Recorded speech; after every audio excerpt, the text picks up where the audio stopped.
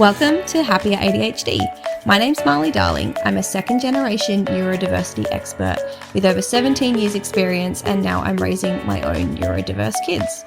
You'll notice that I call the podcast a few different things, but we always explore these same topics that I've been looking at for the last 17 years. Psychology, mindset, neurodiversity, personal development, health and well-being, business, parenting, and more. So, without further ado, let's jump in. Hello, welcome back to another episode of the podcast. The little big thing of this week, we are staying at a house sit and there are chickens, and my kids were told, look, if you want to have chickens, you need to feed them. So this is a great test. But they said, it's cold outside, I have a cat on my lap, I can't move, I can't do it. And I said to them, look, that's fine, but you're showing me that probably you're not ready to get chickens. And one of my kids, the one with the cat, still didn't want to get up. But the other one, who shows a bit more diligence, she got up, she went outside, she fed the chickens, and she made that decision for herself that, look, this is my chance, this is my choice, this is the consequence. And I'm really proud of her for doing that and making that choice and being able to have that thought, that foresight to understand and then to show that she is responsible. And I think that's great. That's a really beautiful thing for kids to start learning, because it happens at different ages for different kids. Now, on my mind this week is arguments. Why do arguments happen? I've been thinking about them more in the context of adult relationships and adults communicating with each other, but I will then transfer that at some point and have a think about how this relates to kids, because I definitely argue with my kids more than I argue with anybody else. But in general, I've been thinking, if there is a disagreement, why does it need to be an argument? For my partner and I, we really focus on communication and reaching an understanding. We've been together a few years now and we have not really argued at all. We've had probably 5 tense conversations, but no actual arguments. And I've been analyzing this and thinking, well, is this because we do things differently? Is this because our relationship is only new-ish? It hasn't faced the tests of time. We haven't raised children together from a young age, from those difficult ages, although we are raising these kids together. And we have experienced challenges in that way and frustrations. But we are yet to be tested by those bigger challenges of things such as that younger childhood period when there is a lot of pressure on you. So I've been thinking about our communication style and how come we haven't had arguments. Is it because we agree on everything? No. When we disagree on things, we have this level of curiosity where we want to understand the other person's perspective. And both of us have a growth mindset and we're open to constructive criticism, and we both really just want to do things in the best way possible. I'm open to hearing that someone else's way, someone else's perspective is better than mine. I want to have the best perspective, not out of ego, but I want to consider all aspects, and then I want to make a judgment using all the information possible. I want to make an informed decision. And luckily for me, my partner shares that perspective. The other thing is that we don't get easily offended. If someone says to us, hey, I don't like what you did, hey, I think you could have done this better, hey, have you considered that this might have had this impact on other people?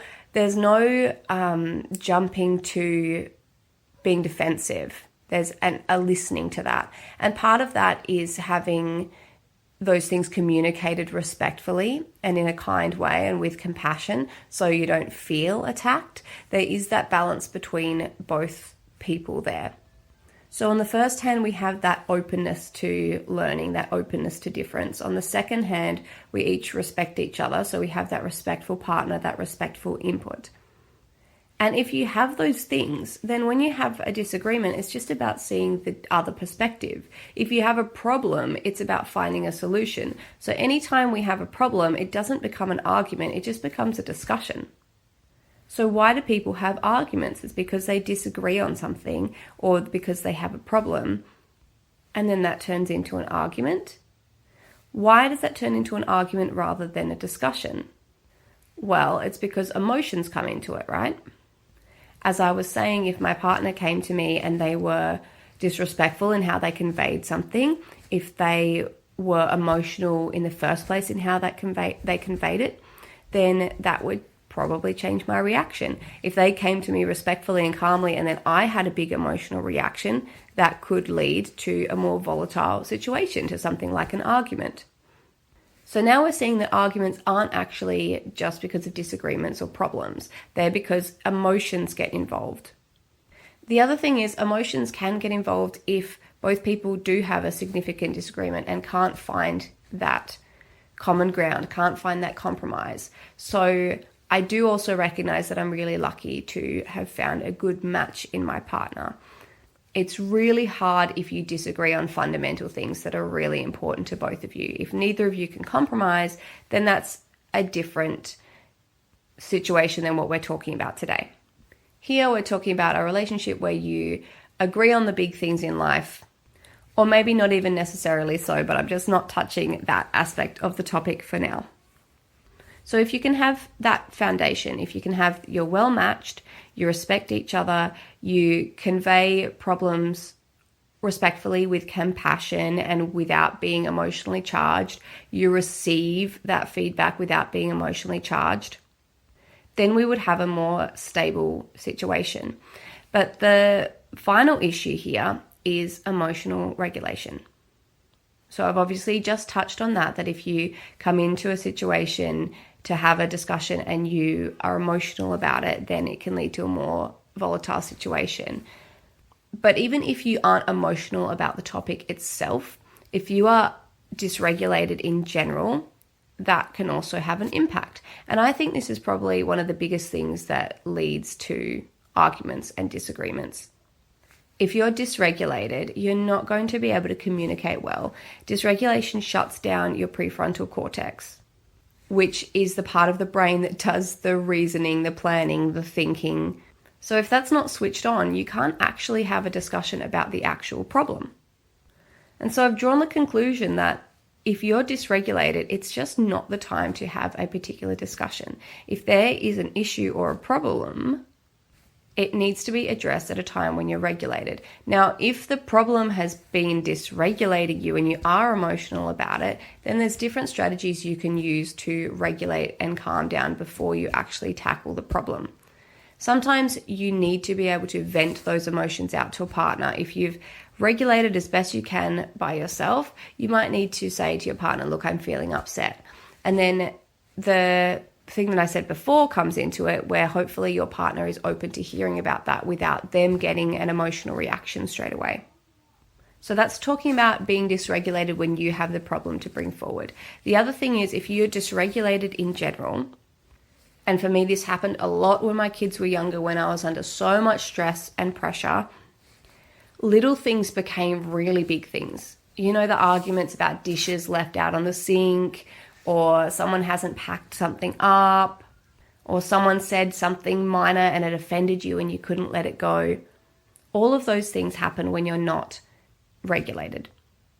If you are calm and regulated and happy, it's easy enough to let things go. It's easy enough to deal with things. If the dishes keep being left on the sink, then you address the problem. You go and you say, hey, I need more help with the dishes.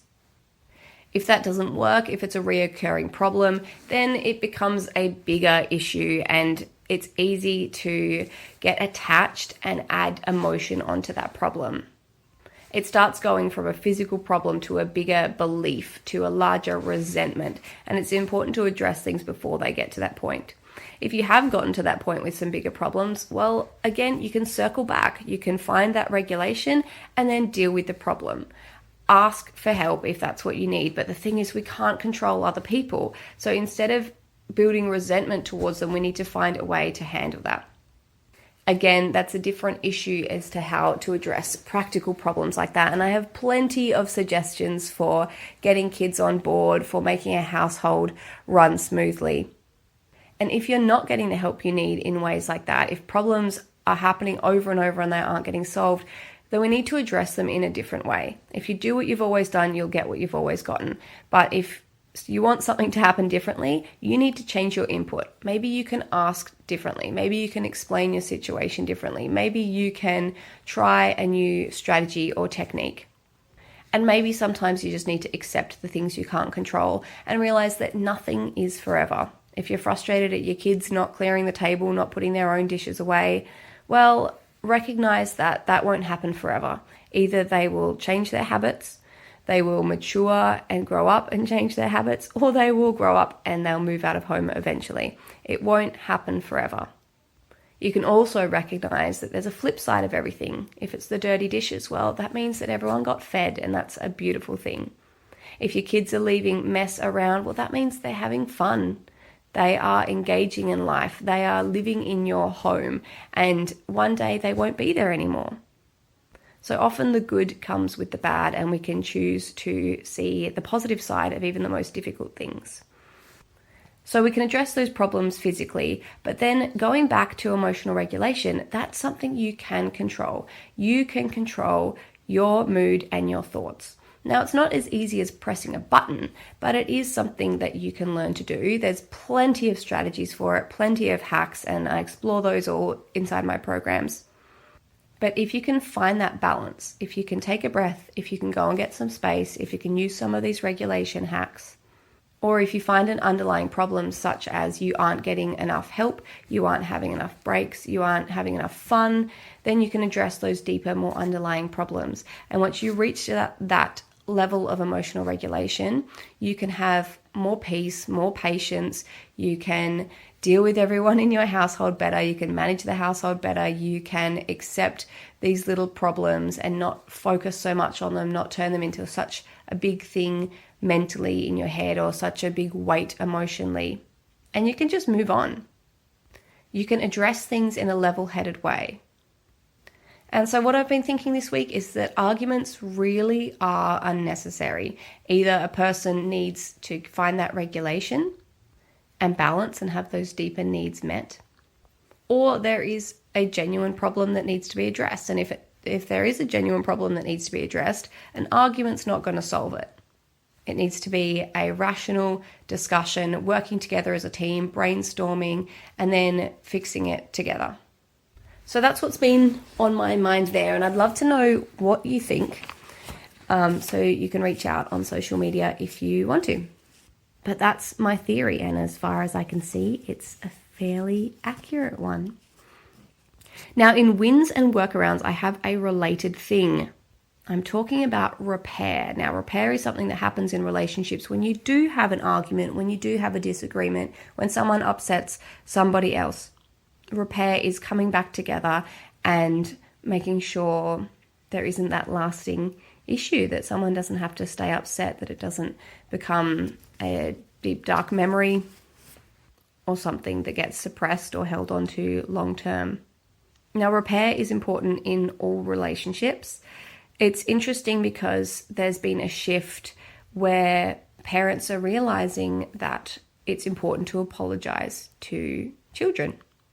And apparently this is a culture shift where parents wouldn't do this in the past. They would just move on, maybe feel bad internally, or maybe feel justified, or maybe just feel like they're the adult and the child is only a child, so it's not necessary. I'm not sure. I wasn't there. I wasn't a parent at the time, but I do know that this is something that I wanted to do differently. I always wanted to own up to my children, take responsibility, tell them where I went wrong, and then apologize and role model this behavior to them while also respecting them and their feelings and making sure they knew that they weren't in the wrong, that my behavior wasn't okay, and just showing that if you upset someone or you misstep or you are rude in some way, that it's good to apologize. And then if everyone can own up to that and say, here's where I went wrong, then we can all learn from that and do better in the future. So here are some steps for an effective apology. These are the elements of an effective apology. The first step is to acknowledge the harm. So to explain, this is what I did wrong. I understand what I did wrong. The second step is to express regret or remorse. Say, I'm sorry that I did that. That wasn't okay. That wasn't kind. That wasn't fair. Third step is to take responsibility. Don't add any excuses in. Now, what I do sometimes that isn't an excuse, it's just an explanation. I will explain where I was coming from, why I was feeling that way. Maybe I was dysregulated. Maybe I'm feeling frustrated about some other thing. So personally, I do add in where I was coming from, and I think that's a good lesson for children, that they can take responsibility for themselves and they can reflect and say, well, why did I behave that way? Why did I do that thing? What could I prevent or change in future? The fourth step is then to offer to make amends or to explain how you'll avoid doing it in future. So if I say I was dysregulated or feeling frustrated about this or that, then I could say, look, in future, I'll try and go and get some space and calm down, or in future, I will just ask nicely, or I'll try not to get so upset over something small like dishes on the sink or spilt milk or whatever it might be. Then I've added a fifth step to this that wasn't included in my research, but I think the fifth step is to check in then. Check in how they're feeling. What I found in my research was they said maybe the last step is forgiveness. They might forgive you, but I think that's something that's not a step for you to take. I think for you, your step is to see, are they feeling like it's been repaired? Not that are you being forgiven, but are they feeling like it's not so hurtful, or that they feel kind of safer, I suppose. They feel safer, they accept where you're coming from. And if not, then maybe they need more acknowledgement of the harm. Maybe you need to go through this whole cycle again. If they're not quite feeling it, then you can go back through and say, look, I acknowledge what I did. You can express that remorse again. You can take responsibility and offer to make amends. And that's probably where, if they're not feeling that safety, if they're not ready to let it go and feel that sense of repair, then perhaps you need to do a better job in reaching each of those steps, but especially the taking responsibility and offering to make amends. They might need to see a different level of change, or they might have suggestions as well. So you can have a whole discussion about it. Ask how they're feeling, ask what their perspective was, and reach that middle ground, reach that feeling of repair and letting go and moving on.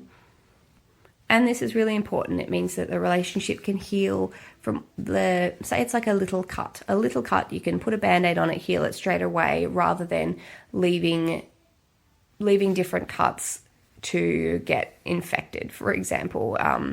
You don't want to have little cuts all over a relationship, because then it's not healthy. It doesn't feel nice. It doesn't feel safe. So if there's a little issue, fix it straight away, put some cream on it, put a Band-Aid on it, repair, and move on.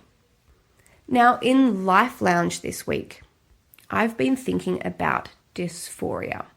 Now, dysphoria is this big, overwhelming feeling of unease, this sense that something's wrong or that everything in life is wrong. It can happen from premenstrual dysphoric disorder. That's very common in women with ADHD, and it can happen with RSD as well, with rejection sensitivity dysphoria.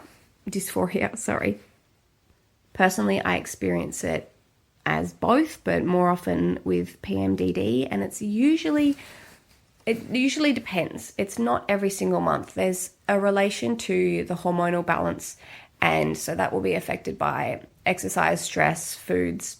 So some months I get it worse than others. But I've been thinking about it. I had a high estrogen month. I had some symptoms of that, and I think that was caused by a very stressful month and being under the weather. And so I experienced these glimmers of dysphoria for quite a while this month. And I am writing a blog post, so if you want to hear more about it, you can go to my Substack and you will find that post either now or very soon after this podcast episode comes out. But what I want to speak about on the podcast today is that I had a bit of an insight. I had a friend suggest to me when I explained this dysphoria, this was from someone who doesn't get PMDD. He is a male, but he recognized the things that I was saying and said that he experiences similar, and it sounds like the dysphoria is like intrusive thoughts. Now, this isn't something I had thought about before, but I suppose it is. It's like these thoughts that come into the brain and they are intrusive, they're unhelpful, they're big thoughts, they're dark thoughts. But even more so than just being a random intrusive thought, they usually have themes. The dysphoria comes in and it gives thoughts about things that you're already vulnerable about. Now, it makes sense that it happens as a part of PMDD because you're already feeling vulnerable. If you are in that stage, the luteal stage of the menstrual cycle, you often feel really vulnerable physically. You feel like cocooning up, like hiding away in a cave and not being so social. So you're already vulnerable. So it makes sense that you are also internally vulnerable to your own brain. Now, it can be helpful to see these thoughts as some bad guy. Give it a name like Esmeralda or something like that. My friend said when he has these thoughts, he just goes, oh, this guy again. Now, it's like separating it out into a separate voice. It's not your own voice, even though it comes in with these big I statements, these big first-person things. But sometimes it comes in like this booming voice. It makes these blanket statements. It comes in with the same old topics, these things that you're feeling vulnerable about. Maybe it's parenting. Maybe it's your career. Maybe it's what your friends think of you. For me, it's often about parenting and homeschooling because these are things that I do that's outside the norm. Relationships is another really big and common one. But seeing it as this different voice can make it a little bit separate from yourself. You can see it like it's just this bully coming into your brain and trying to trick you. Another metaphor I thought of was that it's kind of like a cult leader. It comes in and it's really sneaky and it tries to convince you that what it's saying is right and that you should buy into this idea. You should buy into this cult. Everything in your life is wrong, and it gives these little points of evidence. But if you realize that it's someone sneaky, it's just a bully, it's not just, but it's a cult leader that's wanting to bring you into this cult, well, then you can go, hang on, I'm actually not going to listen to what you're saying. I can hear your voice, but I'm not going to listen to your words. I'm not interested in what you have to say. And it might yell, it might scream, it might want you to hear what it's saying, but you don't have to. You can train yourself not to listen to it. Now, it often wants to tell you that these are really big issues, that you have just had this big epiphany and this thing that you're doing is not right and it's causing harm to people in your life and you should make a big change right now. But if you're feeling emotional or emotionally vulnerable, it's not the time to make big changes. It's not the time to assess whether your big life choices are the right ones or not. It's not the time to question your relationship as much as it wants you to.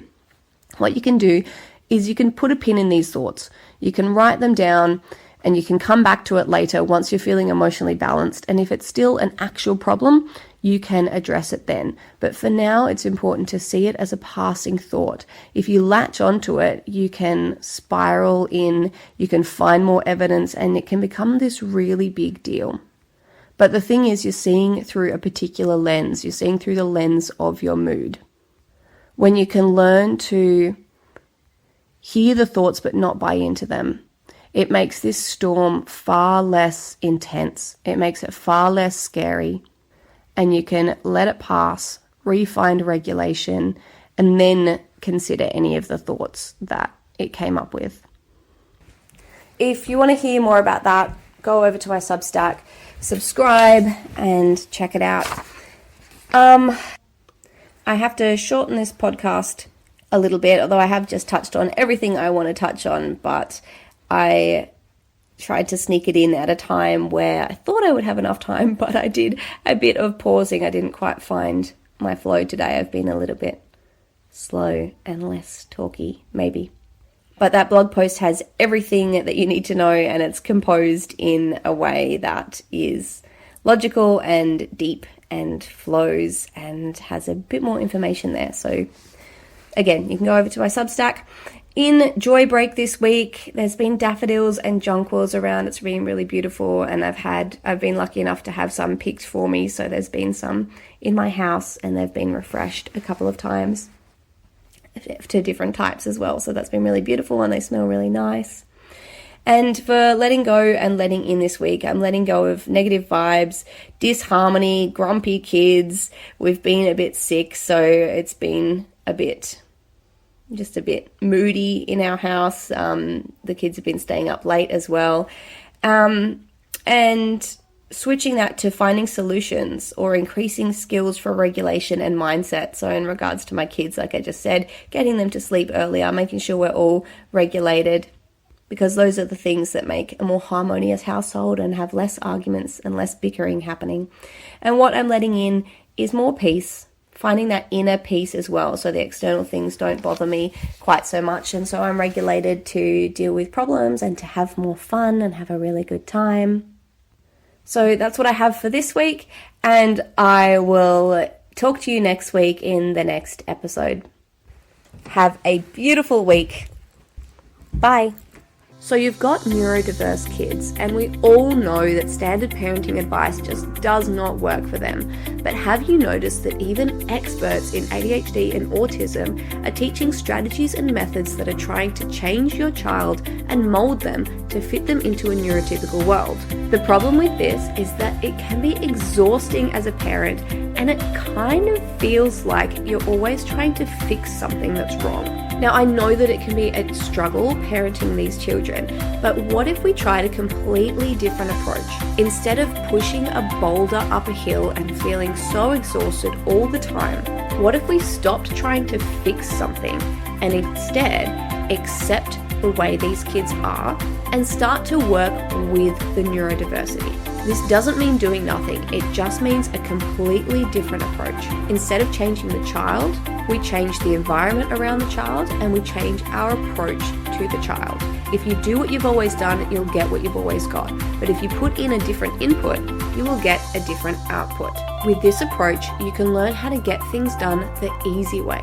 You can learn how to get your neurodiverse child to cooperate. You can create days that flow. You can have more harmony in your family. You can accept your child and let them be who they are, foster their self-esteem and confidence, while still making changes that are going to make your life and everyone in your family and your neurodiverse child's life better now and in the future. This is what I call the parenting ADHD method. And you'll hear snippets about this in my podcast, on my blog. But if you really want to change your life now, you can head on over to marleydarling.com, check out my masterclass, which will teach you some of the fundamentals of this method. And then if you decide you want to revolutionize your life and finally relax and have more fun, not just for yourself, but also with your family, and enjoy this thing called parenting, then I've got a whole program available that'll teach you absolutely everything you need to know to parent your ADHD child with ease, flow, and fun. So if you're ready for that revolution, head on over to marleydarling.com.